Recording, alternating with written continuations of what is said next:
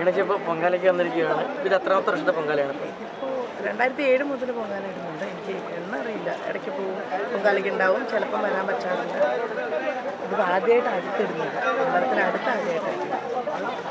എല്ലാവർക്കും പൊങ്കാല ഓരോ അനുഭവങ്ങളാണ്. അമ്മ ഒരുപാട് എന്താ പറയുക, ഞാനൊരു അല്ലെങ്കിൽ എല്ലാവർക്കും അറിയാം, ഞാൻ കുഴപ്പമില്ലാത്ത വിശ്വാസിയാണ്. എല്ലാ അമ്പലങ്ങളും പ്രോഗ്രാമുകളാണെങ്കിലും ഇപ്പോൾ വ്രതമാണെങ്കിലും ഒക്കെ എടുക്കുന്നതാണ്. അപ്പം ഞാനിവിടെ തിരുവനന്തപുരത്തായിരുന്നു 10 വർഷം താമസം.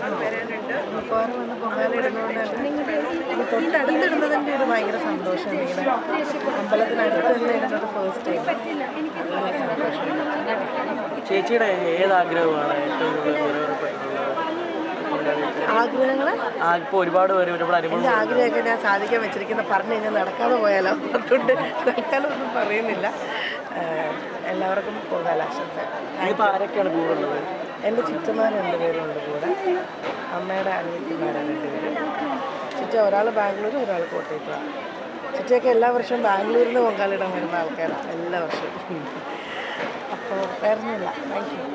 ശരി കേട്ടോ. പൊങ്കാല. Thank you. തിരിച്ചു.